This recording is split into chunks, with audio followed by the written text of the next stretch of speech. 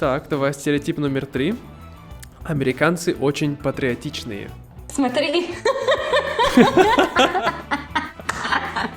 Привет, друзья! Добро пожаловать на мой подкаст, видео-подкаст по-русски издалека. И сегодня в гостях у нас Дженни из Америки. Привет, Дженни! Привет!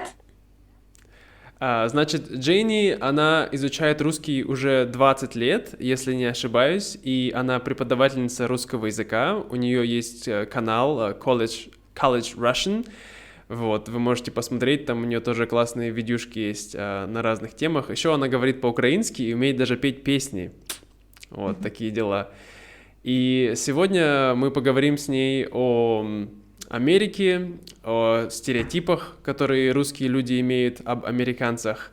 И также мы поговорим о том, что есть общего между русскими и американцами, и что нравилось Дженни в жизни, что нравилось Дженни в ее жизни в России, и что ей там не нравилось. Вот. Так, ну что, давай сначала, Дженни, расскажи немножко побольше нам о себе. Так, хорошо, но мне скоро будет 39 лет, как ты уже сказал, я учу русский около 20 лет. Я работаю сейчас в университете, так что у меня есть свои частные ученики, студенты. Также веду вот этот канал в Ютубе. Кроме того, у меня 4 детей. И что касается хобби, когда есть свободное время, я люблю заниматься скалолазанием. И я люблю танцевать очень и люблю готовить. Вау, круто, скалолазанием. Я тоже люблю заниматься скалолазанием. Да, это круто. А там есть на природе в Вьетнаме? Да, конечно, здесь во Вьетнаме есть очень много разных крутых мест, где можно лазить, но, к сожалению, у меня нету нужного, ты знаешь... Оборудования. Я забыл, обмундирования, да. Забываю русские слова, видишь, только английский в голову лезет, и да. Но я люблю обычно лазить болдеринг. Да, вот это уже серьезное дело. Где не нужна веревка. Да, я люблю вот вверх, очень высоко. А ты любишь вверх, хорошо, да. Мне болдеринг нравится, потому что ты можешь быть один, никто тебе не нужен, и есть разные интересные, по-русски мы называем хитрушки, это как сказать... Пазл, типа. Так, puzzles, да, мы называем хитрушки. Ты лазила в России, когда ты была? Нет. Да, у нас в моем родном городе, в Иркутске, у нас всего 600 тысяч человек. И на наш город у нас в один момент было 5 скалолазных залов. Вау!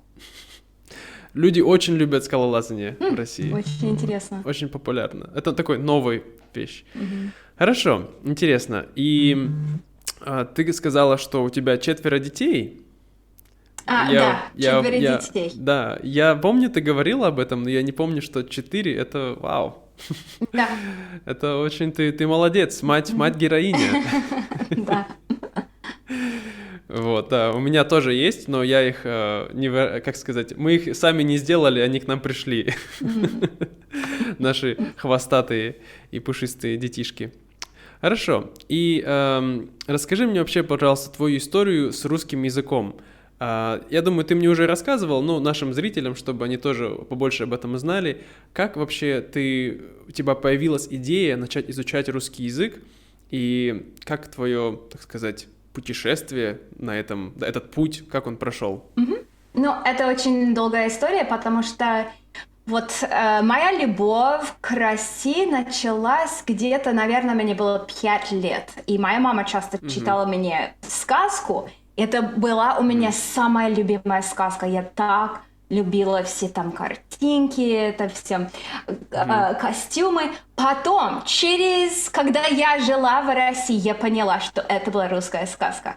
То есть я могу сказать, что вот любовь началась даже в детстве, с 5 лет, я бы сказала.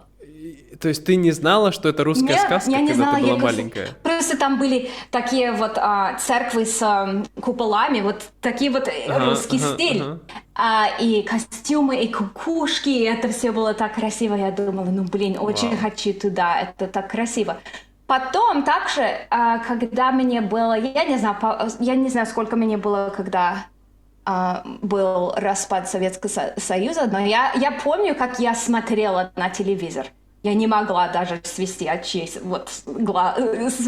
глаза с телевизора. Я смотрела, так интересовалась. Мне, наверное, было 8 или 9 лет. И потом, где-то, по-моему, в 12 классе я стала интересоваться русской литературой. И это было все как... Когда я читала Набокова, он у меня самый любимый автор, и он сказал, что изо всех языков, которые он знает, русский самый красивый, самый могучий. И я думала, ну хорошо, если он так хорошо пишет по-английски и думает, что русский самый лучший язык, тогда мне надо знать русский, чтобы быть таким писателем, как он. А потом у меня появилась возможность поехать в Россию и учить русских детей английскому. То есть это был 1 семестр, я делала так. Это было в 2003 году. Потом с первого дня в России, даже с первого взгляда из самолета, я поняла, что нет, это не 1 семестр, это на всю жизнь. Это вот такая любовь будет. Серьезно, у меня нет ничего подобного в своей жизни, кроме первого взгляда на ребенка, на моего первого ребенка. Я только хотел спросить, да, наверное... Это такое ощущение, что я поняла, что моя жизнь меняется и никогда не будет по-прежнему. Да, вот. Потом, даже с первого дня я поняла, что нет, 1 семестр точно не хватит, мне нужно больше. Я вернулась домой, занималась русским языком самостоятельно, то есть учила стихи Пушкина, учила песни. Ты прямо начала со стихов Пушкина? Да, потому что это было в это время было очень трудно найти учебники онлайн, не было ничего похожего, не было Ютуба, то есть мне надо было читать. Я нашла музыку и стихи Пушкина, и у меня был 1 учебник по грамматике. Это все. Я разбиралась во всем сама. Было очень тяжело. Да, и вот это такая история. Потом поехала в Россию учиться, училась в МГУ. И это был 1 год, это как для иностранцев подготовительный курс и по специальности филология. Интересно. Вау. Итак, и сколько ты в целом жила в России? В целом 1,5 года. 1,5 года. То есть это семестр первый, который ты преподавала? А потом вернулась еще училась. Еще на учебный год. То есть, да. Интересно. На целый год, но это было типа как с июня до июня. В следующий раз. Да. Круто, круто, хорошо. Ну, давай сначала перейдем к моему самому любимому сегменту. Это стереотипы. То есть я подготовил список здесь стереотипов об американцах. Это не мои стереотипы, это стереотипы русских людей, других людей. Ну, давай начнем тогда. Значит, я говорю стереотип, и ты говоришь, это правда, это неправда, или не все так просто. Окей. Давай, стереотип номер 1. Американская улыбка не искренняя. Окей. Зависит от того, почему люди улыбаются. Я думаю, что большинство американцев, как по сравнению с другими людьми, мы действительно счастливы. Да? Жизнь хорошо. У нас, по-моему, очень мы оптимисты, да? И поэтому мы улыбаемся. Да. Но когда это, как сказать, что я показываю, что ты мне нравишься, и я улыбаюсь, вот тогда не искренно. То есть если человек улыбается от вежливости, то это не очень искренно. Но когда человек улыбается, когда американец улыбается, просто потому что он счастлив, потому что жизнь прекрасна, и вот у нас хорошее настроение, да, то есть все зависит от того, от причины, по которой человек улыбается, Понимаю, я бы сказала. Понимаю. Ну, я могу добавить здесь, я считаю, что в целом улыбаться больше это хорошо, чем не улыбаться. Как самый улыбчивый русский, как мне все говорят, то да, я думаю, что улыбка, она как бы помогает. Ты, может быть, не всегда чувствуешь себя по-настоящему искренним, когда ты улыбаешься, но это иногда, когда я улыбаюсь, то я начинаю чувствовать себя тоже лучше, понимаешь? То есть, может быть, я чувствую не очень хорошо, но я как бы улыбнулся, и чувство хорошее ко мне пришло. То есть, может быть, я раньше не чувствовал, но потом оно пришло. Поэтому я думаю, что это не так плохо, как думают многие русские. Ты знаешь, ну, русский стереотип, что мы все не улыбаемся, то есть обратный стереотип. И как бы это и правда, и неправда. Когда ты была в России, ты как ты думаешь? О, да, я была в шоке. Ты была в шоке? Да, в шоке. И даже когда они улыбаются, они не показывают зубы. Как будто им стыдно, да. И у меня был один друг, как и ты, он улыбался, показывал зубы, и я думала, он американец. Первый раз, когда я увидела его, я думала, вот, американец, мой друг. Я пойду познакомиться с ним. Нет, так оказалось, что он русский, но он жил в Америке. И поэтому у него была такая привычка. Но да, я была в шоке. И, кстати, у меня была подружка, мы с ней очень хорошо дружили. Она была наполовину колумбийка и русская. И это было как, знаешь, like breath of fresh air, когда я увидела ее, потому что она поднималась по эскалатору в метро, и я спускалась, и мы говорили, мы как старались найти друг друга, и это было так приятно, потому что я думала, ой, я думаю, что я вижу тебя, и она как махала рукой, как улыбалась очень, очень широко, я знала, окей, она больше колумбийка, чем русская, потому что... Чем русская. И кричала, и махала рукой. Да, это не то, что они не улыбаются, это просто как они даже более закрыты. То есть они не показывают эмоции. И, конечно, это приятно, что они громко говорят на публичном транспорте. Это вежливо, по-моему. Американцы везде мы очень громкие. Да, то есть, да, вот такой стереотип, что американцы... И я думаю, что это хорошо. И, кстати, помни, как у тебя супруга иностранка, как вьетнамка, и у меня муж бразилец. То есть я нахожусь среди бразильцев, и они улыбаются еще больше, чем американцы. Представляешь? Вау, серьезно? Очень улыбчивые люди. Ну, да. Я думаю, что моя, конечно, жена, она не самая улыбчивая вьетнамка, она больше ворчливая. Но это может быть потому, что она моя жена. А когда она с другими людьми, она очень улыбчивая. Вот, но это такая семейная жизнь уже. Хорошо. Стереотип номер 2, он такой более узкий. Жители Нью-Йорка очень грубые. Да. Но это не... Да?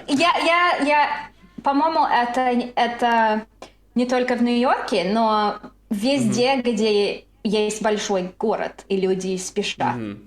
Да, то есть это не именно в Нью-Йорке, это может быть в Чикаго, в Бостоне, потому что люди спешат, и да, просто нет времени. Смотри, допустим, Лос-Анджелес тоже большой город. Люди недобрые. Люди недобрые, правда? Самые лучшие города в США — это на юге, потому что есть такой стереотип. Даже у нас в Америке мы знаем, что люди на юге США очень добрые, очень улыбчивые, очень щедрые, любят помогать. Да, то есть Вашингтон, где я нахожусь, хотя это большой город, люди добрые, потому что это более южный штат.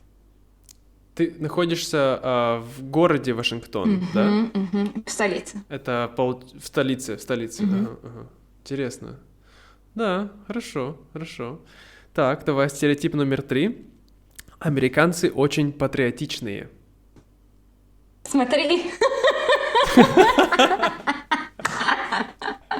нас скоро 4 июля. Вау. Я ходила ходила на маникюр вчера, и я подготовилась к нашему празднику. Обалдеть, Интересно. да? Ага. Как ты думаешь, откуда такой патриотизм? Это взращивается семьей или государством, или и то, и другое, или как это так получается?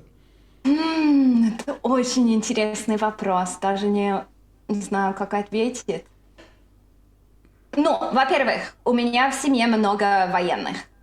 То есть я видела, как они жертвуют собой ради нашей страны, и это очень трогательно для меня.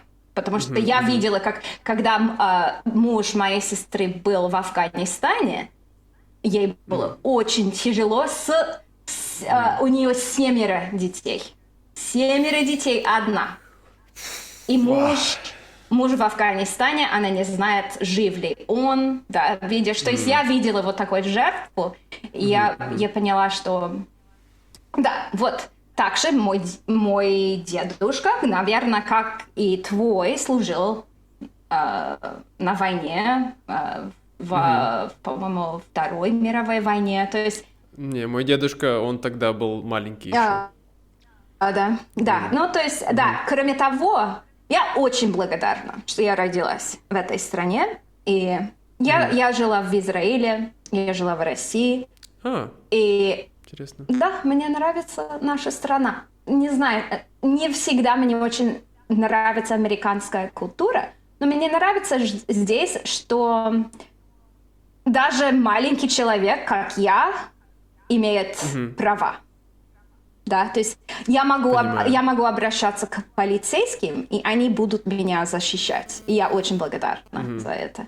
Потому что в некоторых странах это не так. Да, то есть они даже воруют. В России это совсем не так. То есть это, конечно, сейчас тонкий момент. Сейчас в Америке из-за новой новости об аборте, то есть это было вчера, и это большой теперь скандал сейчас в США. Но кроме этого, я чувствую себя важным человеком, да. Понимаю. Я могу достичь любой цели. Я очень рада. Это классно, это классно, да. Когда у тебя есть такое чувство, что ты можешь достигнуть всего, да. Я слышал, что почему коммунизм никогда не получится в Америке, потому что даже самые бедные американцы считают себя потенциальными миллионерами, что даже если сейчас я не бедный, но я смогу стать миллионером, если я захочу, понимаешь? Поэтому это интересное, как бы другое мышление по сравнению с Россией. В России у нас, если ты патриот, значит, ты поддерживаешь власть, которая сейчас, понимаешь? То есть люди, кто патриоты, мы называем их «ура-патриоты», потому что они за все говорят, что говорит Путин, они все «ура!», понимаешь? Ой, и поэтому для нас патриотизм — это такой, знаешь, как бы ты патриот». То есть у нас как бы такое очень странное чувство. У нас тоже есть национализм, но, как бы, ты знаешь, есть нацизм и национализм, да? И, то есть люди, некоторые говорят, мои знакомые, что я не патриот, но я националист. То есть я люблю русскую культуру, русских людей, но я не против других людей, просто я люблю русских людей, русскую культуру. То есть в таком понимании, то есть, как это называется, здоровый национализм, я не знаю. Да. Вот, потому что они различают. А патриотизм — это именно то, что ты любишь вот нашу власть, единую Россию. Вот, хорошо, давай дальше. Вот такой немножко, как сказать, самый, наверное, популярный стереотип — это... началось, да? Началось. Вы слышите, друзья? Да, это салют. Это салют, да, в соседнем клубе. Вот. Но ничего страшного, не так сильно громко. Я думаю, что главное, не пугайтесь. Никто там не ломится ей в дверь. Это еще один стереотип об Америке, что у всех оружие. Это типа мясо, стрельба идет.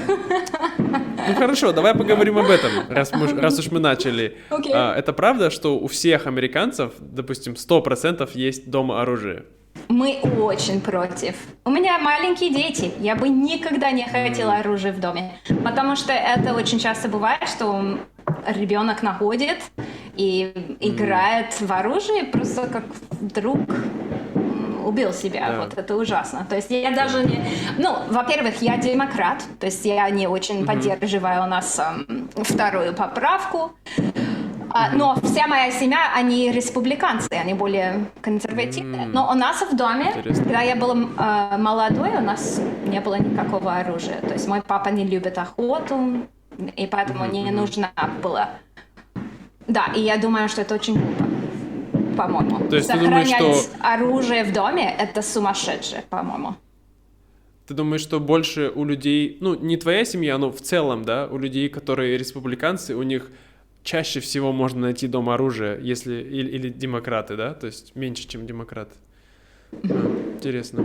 Да, я бы сказала, Хорошо. что у большинства демократов даже нет оружия в доме. То есть это очень... Это как... it's along party lines, you know? То есть Понимаю. если ты демократ, то тебе не важно вот вторая поправка Конституции. Если ты республикан, то есть все по принципу ты очень настаиваешь носить оружие.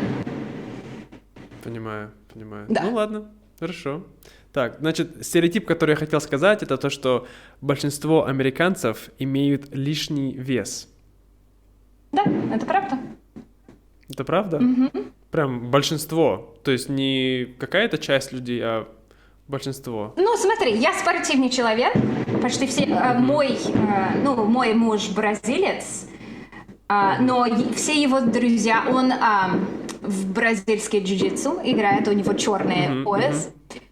Вау. Да. Третьей степени, представляешь? Третий Да, дан. Да, третий дан.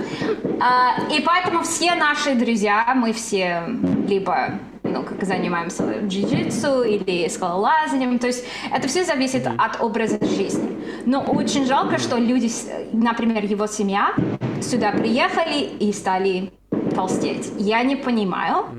Я толстею только когда я беременная, но... Да, хотя у богатых людей здесь, в Америке, у них очень хорошие фигуры, потому что у них есть время и деньги на хорошее питание. То есть люди обычно, которые здесь очень сильно толстеют, они едят фастфуд, или у них очень напряженный образ жизни и просто не могут заниматься спортом. Да, это интересно, если подумать с перспективы, скажем, исторической, да, то всегда обычно самые толстые люди были самые богатые, и самые худые, и самые бедные, И теперь потому что всё у них наоборот. было мало... Да, теперь наоборот, получается. Интересно.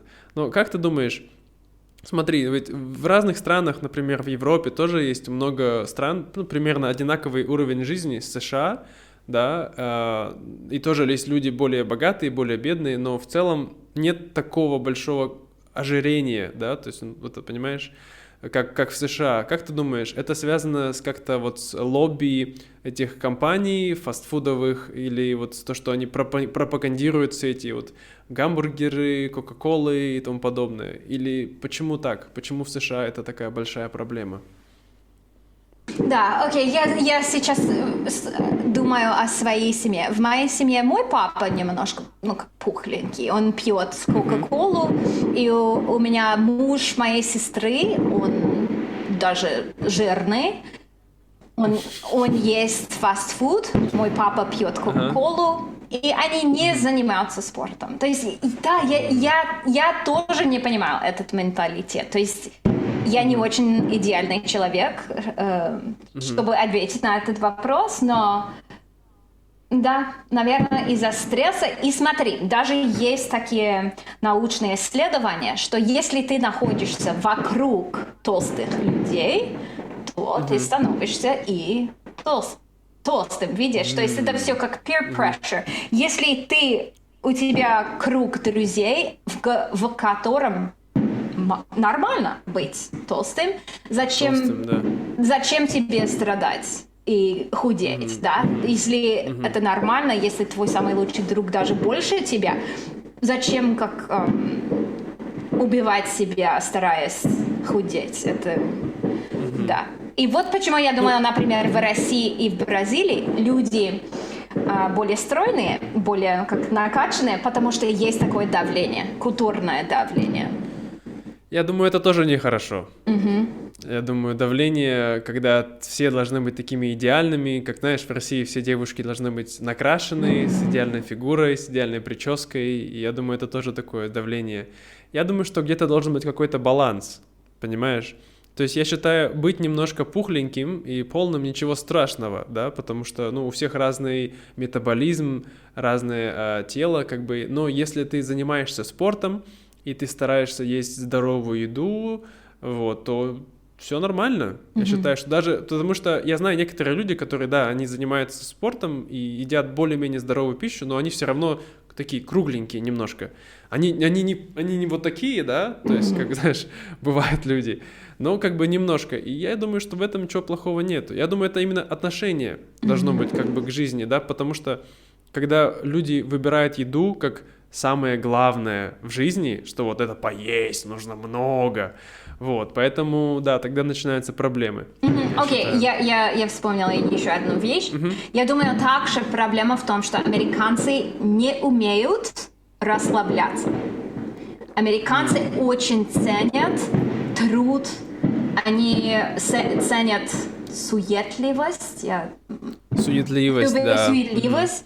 И они не как европейцы. Европейцы очень ценят свои отдыхи, они хотят просто ну, во Франции, например, у тебя 2 часа на обед. Это неслыханно здесь, в Америке. То есть я не знаю, что было сначала, как chicken or egg. The chicken or the egg, я не знаю, как, если у нас нет такого расслабления, потому что у нас нет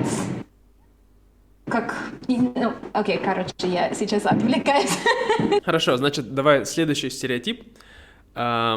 Американцы не любят изучать иностранные языки. Да, это правда. Правда? Да, к сожалению. Потому что зачем нам нужен иностранный язык, если все в мире знают наш язык? Да? И это не выгодно у нас. Да? То есть ты тратишь это время впустую.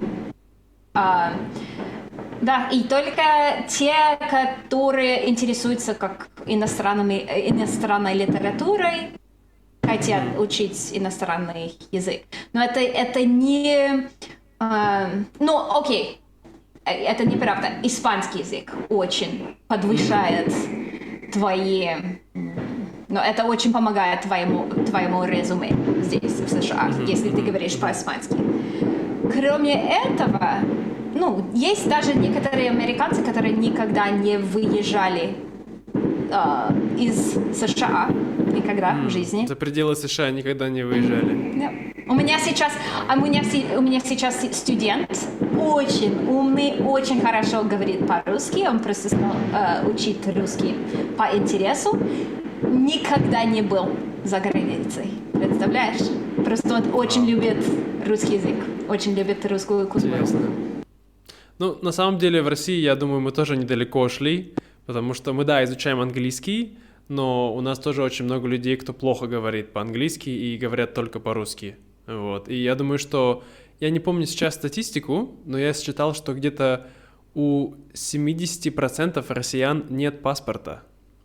То есть это 3/4 людей. Потому что это трудно, да? Надо находиться в том же городе, где... Да. Я помню, у меня были такие друзья, им было очень тяжело получить... Это правда. Для нас трудно путешествовать в другие страны. Хотя не совсем. Мы можем ездить в Таиланд или во Вьетнам, допустим. Сейчас это трудно с ковидом, с войной, но раньше это было очень легко. Вот. Так что, не знаю, вот так вот. Да. Хорошо. И давай, значит, последний стереотип. Это то, что американцы ходят дома в уличной обуви. Да, ну помни, что я живу с бразильцем, и здесь в нашем доме нельзя. Даже перед нашим домом есть куча обуви, особенно флип-флопс, Да, особенно сандалы, тапочки. ну, по-португальски называется chinelos. И да, вот, можно угадать, где живут бразильцы. Почему люди ходят в обувь? Потому что на улице же грязно, там все, и потом ты приходишь домой, это... Окей, вот почему. Американцы не боятся грязи. Грязи или грязи, как другие культуры. Грязи, да. Я вижу, что бразильцы, например, очень боятся грязи. И я думаю, что потому что в более бедных странах, если ты заболеешь, это может быть конец жизни, представляешь? То есть и поэтому надо очень тщательно ухаживать за чистотой и за здоровьем. И поэтому, поскольку здесь чисто, у нас молодая страна, здесь все чисто, у нас хорошее, здравоохранение. То есть мы не боимся болезней и не боимся грязи, как в других более бедных странах. Я думаю, это было забавно, когда, извини, тебя перебил, когда началась пандемия коронавируса. Это конец, но это значит, что это конец. Это конец, да. Ну давайте сейчас. 10, 9. Они, наверное, сейчас играют. Ты знаешь, какую песню всегда играют? Это Чайковского 1812. Правда? Overture. Ага, сейчас я уверена, что сейчас играют. Очень любят. Хотя это русская песня. По-моему, все. Боже мой. Так, я уже забыл, что хотел сказать. Подожди, что мы говорили? Мы говорили... Обувь в доме. Обувь в доме, да. Я думаю, когда началась пандемия коронавируса, в Америке все говорили, нужно мыть руки с мылом. Мы такие, а что раньше вы делали? Мы всегда моем руки перед едой. Пришел домой, помыл руки. Хочешь поесть? Помой руки. Ну, не всегда я мою руки перед едой, но когда я прихожу с улицы, да, я всегда мою руки. Вот.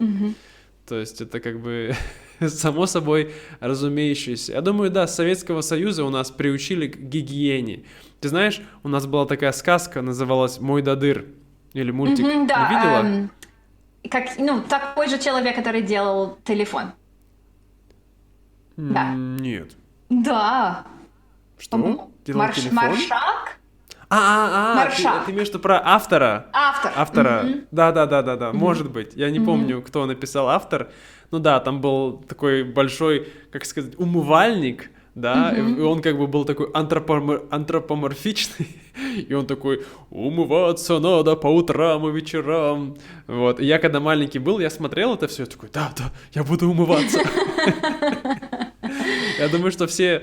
Потому что я не советский ребенок, я родился уже после Советского Союза, но вот такое советское наследие, оно все равно очень сильно в умах моего поколения. Потому что все наши родители, они выросли в советских мультфильмах, естественно, что они показывали нам, то, что было у них. Поэтому все равно у нас такая культурная советскость, она попала в наши головы. И это хорошо с какой-то стороны. Вот. Ну, может быть, с какой-то не очень, но в целом, я думаю, это неплохо. Ну, я хочу добавить одну маленькую вещь. То есть, хотя американцы не очень... это не то, что они не ухаживают за чистотой, но это просто для них более важны определенные виды чистоты. Например, ходить без дезодоранта, это вообще, это неслыханно, никто не захочет с тобой пообщаться, это просто ужасно. Или американцы очень хорошо ухаживают за своими зубами. Правда ведь? Да, за зубами у вас, конечно, ничего не могу сказать. Хорошая гигиена.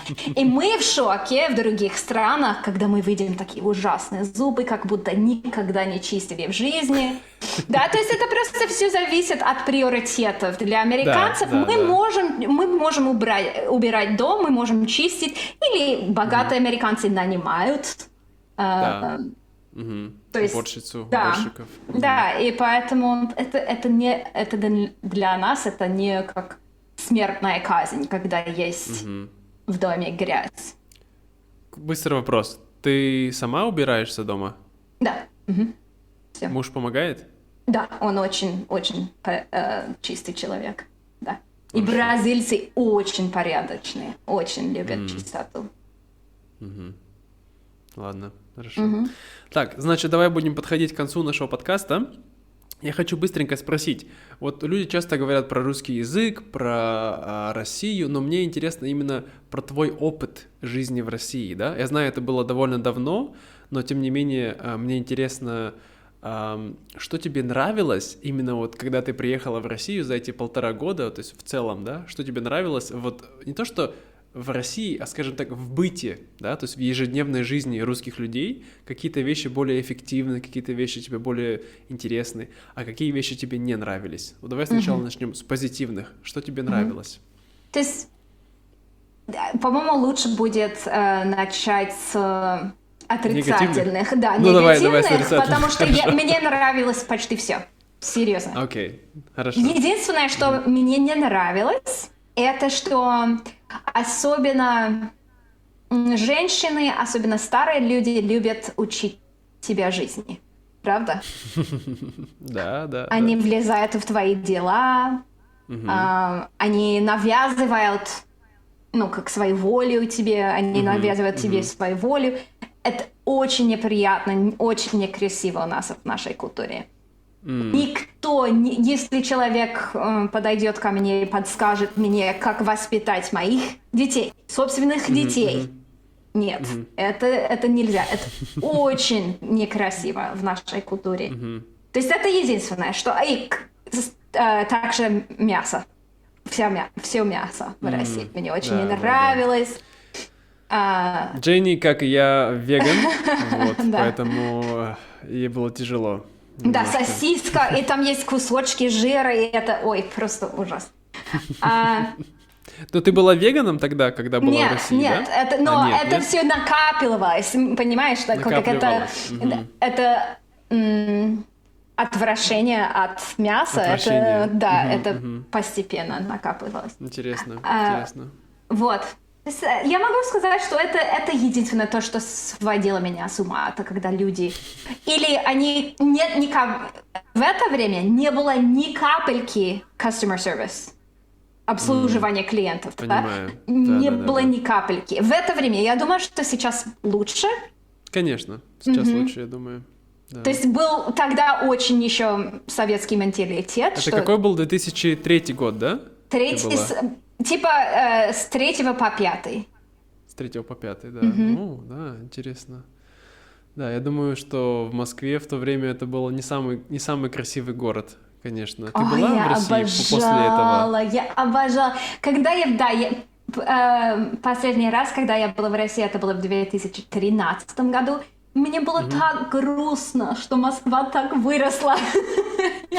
Серьезно? Я не любила там Москва-Сити, нет, я скучала по моей Москве, когда все было очень очень по-советскому, это все было очень красиво. Я думаю, что люди с тобой не согласятся, русские люди. Они такие, наконец-то Москва выглядит как более европейский город. Да, и они не хотят жить. Вот почему я очень люблю украинскую деревню, потому что все там, 30 лет назад от сегодняшнего времени.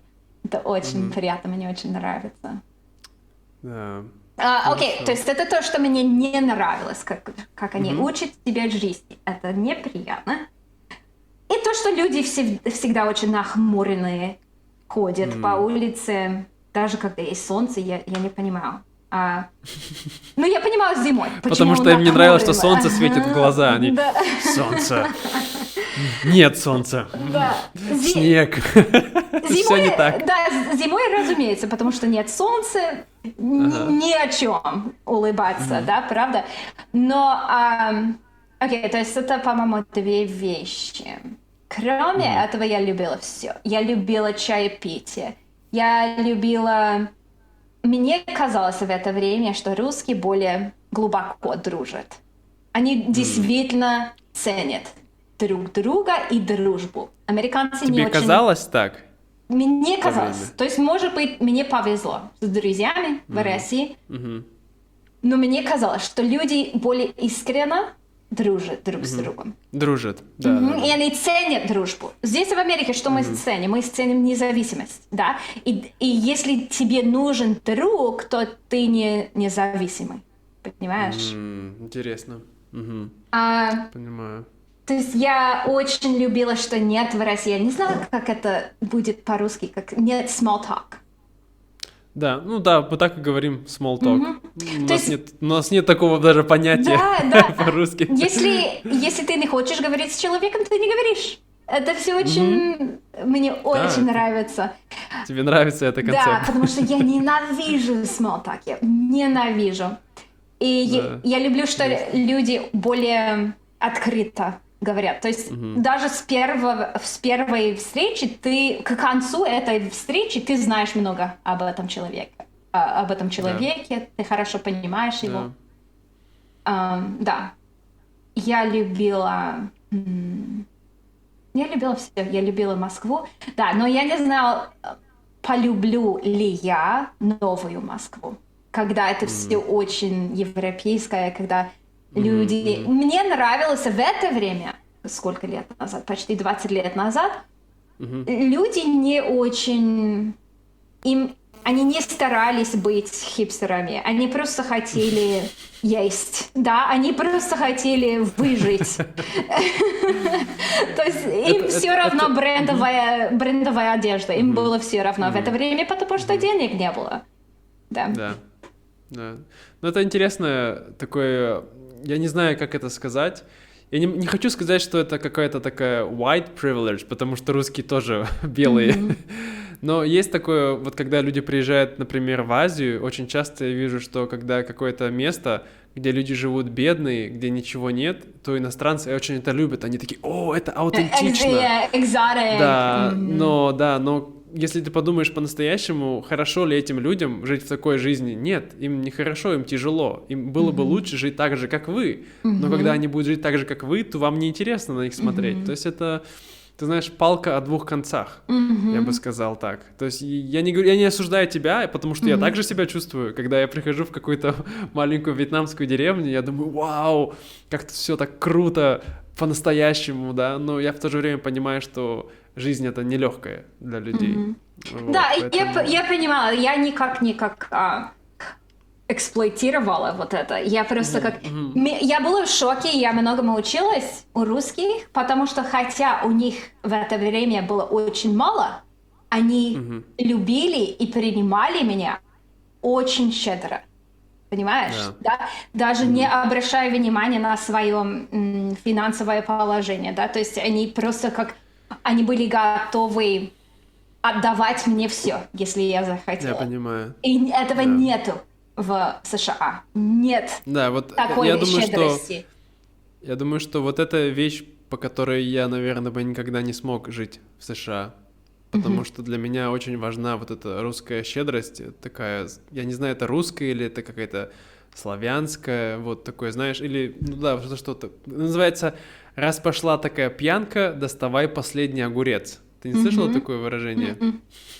То есть значит, что... То есть люди готовы достать все. То есть у них нет многого, но ты пришел к нам в гости: да вот это поешь, да возьми вот это, да вот давай кушай, ну что такой голодный сидишь, худой. Вот, и это приятно, я не знаю, это чувствуется какую-то заботу, теплоту, понимаешь, внутри ты чувствуешь при общении с людьми, вот, и да, это И ты думаешь, что этого нет в Вьетнаме?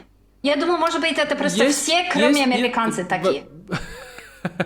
Во Вьетнаме это есть, но во Вьетнаме тут другие проблемы, которые меня очень сильно беспокоят, поэтому, да, я недавно делал подкаст, я не знаю, ты слышал или нет, о том, я размышлял, где мне лучше всего жить в мире, да, и там разные были критерии, там был климат, получается, ценности людей, права животных, еда, что там еще, цены и как легко туда переехать, там документы для меня, как для гражданина России.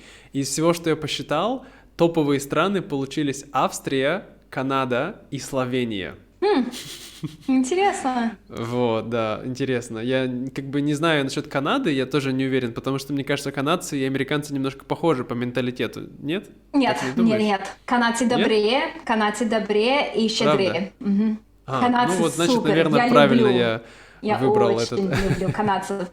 Да, и я хотела сказать, что я общаюсь больше с иностранцами, потому что у меня такое же открытое сердце, и мне бывает больно, когда я отдаю себя моим друзьям, моим американским Да. друзьям, и они думают, что это немножко странно, или... Да, то есть это больно, что они не принимают меня, как я принимаю их. И поэтому Я понимаю тебя. я стараюсь находить иностранных друзей, потому что у них такие же ценности. Да, ну это очень интересно. Я думаю, что люди, которые изучают иностранные языки, которые хотят знать мир, мы в целом все какие-то как... Не то чтобы у нас один общий менталитет, но мы в целом более открытые и готовые вот к какому-то диалогу, понимаешь? Поэтому да, я согласен с тобой. У меня есть мои лучшие друзья из России. Привет, Саня, Егор, если вы смотрите. Вот, я их очень люблю, но за время проживания во Вьетнаме, далеко от России, я как бы стал немножко... Не то чтобы я изменился, просто я стал более открытый, а какие-то вещи они смотрят по-другому, и поэтому мне сложно иногда с ними разговаривать. Вот. И, конечно, они всегда будут моими друзьями, то есть ничего это не изменит, но иногда сложно, просто немножко сложно. Вот. Хорошо, ну давай тогда последняя часть нашего подкаста. У нас хотел сделать получасовой подкаст, получился часовой. Ну, ничего страшного. Надеюсь, друзья, вам все равно... Часовой подкаст с салютом, то есть... Со салютом, да, бонус маленький, чтобы вы почувствовали настоящую «We're living in America». Либо это патриотичный салют, либо это стрельба. Мы никогда не знаем. Ну, мы не узнаем, так, что там произошло. Может быть, там конец света начался, да. Так, ладно.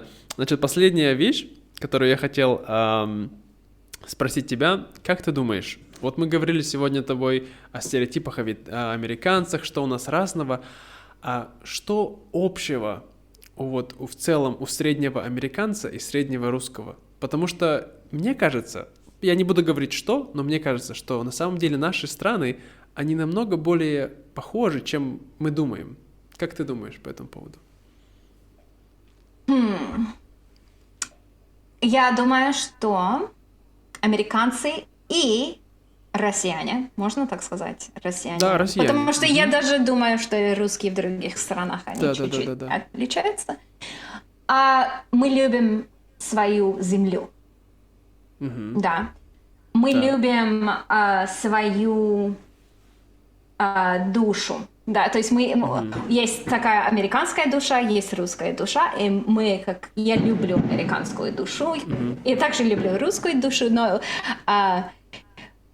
да, мы гордимся своей историей, я думаю. Да, это правда. Мы гордимся своими победами, да, наши, ну, конечно, кроме Ирака.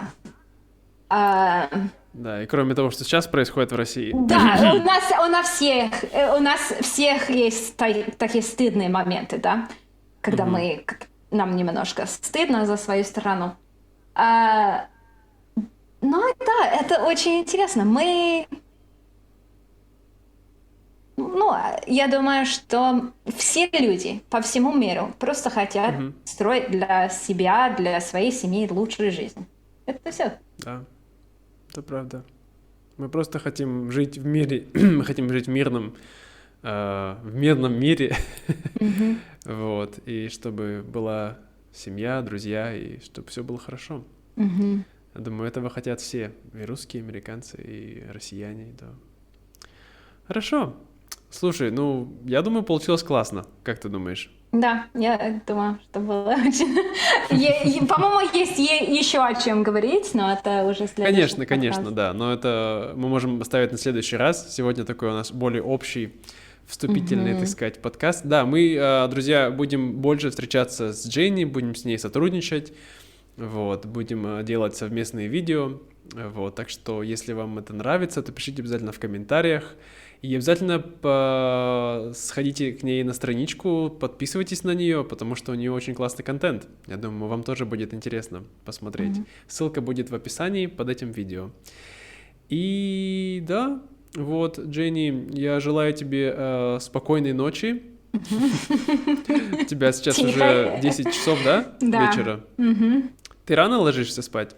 Да, потому что у меня ребенок, который просыпается в 5 часов утра. Ну вот, я тоже ложусь примерно в то же время, в 10, в 10:30 и просыпаюсь тоже в 5. Но у меня нет ребенка, у меня просто я люблю утро. Так, а Не, я мои не собаки люблю. тоже любят, мои собаки любят гулять по утрам, но как бы я просыпаюсь еще до собак. То есть я просыпаюсь с петухами, как мы говорим в России. Ну, я в буквальном смысле с петухами, потому что у нас петухи здесь есть. Да, я верю. В Вьетнаме я верю. Вот, да, у нас там коровы, петухи, я живу здесь в такой деревне. Не в деревне, я живу за городом. Я живу в сельской местности маленького города. То есть есть маленький город, а я живу за ним. То есть, ну, тут очень хорошо. Вот, да, и, так сказать, друзья, конечно, не забывайте тоже на мой канал подписаться, если вы это еще не сделали, потому что только 40% людей смотрят по подписке, а 60% что-то вот вы филоните. Нехорошо. Да, и, конечно, хотите поддержать наш проект, не забывайте Patreon, PayPal, Ko-fi, там, крипта, тоже можете бросить мне что-нибудь, все будет в описании подкаста. До скорого, друзья, и пока-пока! Пока, Джейни! Пока-пока.